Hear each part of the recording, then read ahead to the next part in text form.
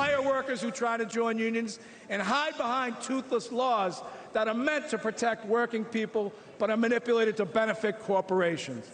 This is economic terrorism at its best.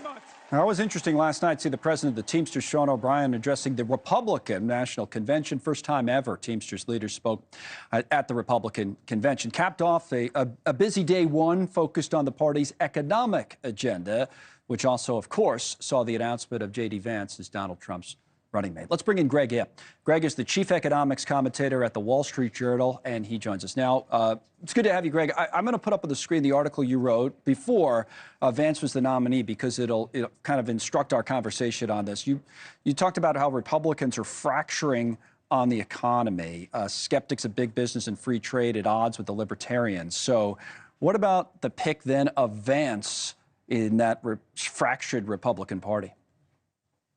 Well, it was symbolically very important, because Vance, I think, among current Republican figures, is probably one of those most closely identified with what I would call these national conservatives, or the new right.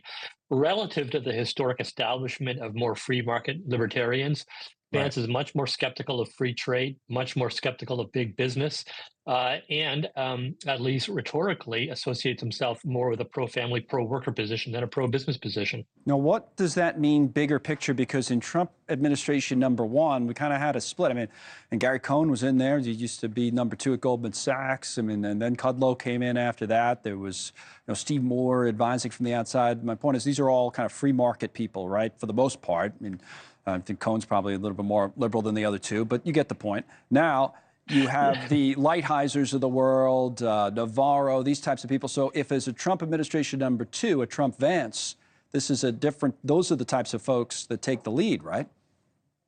I mean, it's a great question, right? Because even though Trump sort of rode this wave of sort of blue collar free trade skepticism to the nomination in the White House in 2016, he himself has never really articulated a full-on economic philosophy, certainly less so than J.D. Vance or some of the other so-called NatCons like Marco Rubio, who is also in the deep stakes.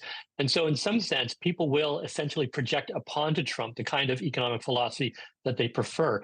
Yeah. But if you look at the Republican platform that they released just a week or so ago, you have in there Trump's, like, let's raise tariffs, very Trumpian, very NatCon, but also let's cut taxes and let's deregulate, which is very sort of establishment libertarian.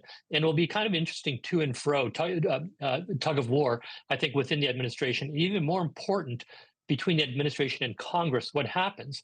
As I see it, Connell, I think that if you look at the makeup of Congress on both the House and Senate side, you'd have to conclude that the people who still want to be very pro-business, keep taxes low, are in the majority. You haven't yet seen anybody coming out saying in a vigorous or sustained way, let's raise taxes on the richer corporations. Within the party. That's why I thought there was a little bit of a golf clap there for the Teamsters president last night, as opposed to the raucous cheering we heard from some others. Thank you, Greg. Always great, Greg Ip.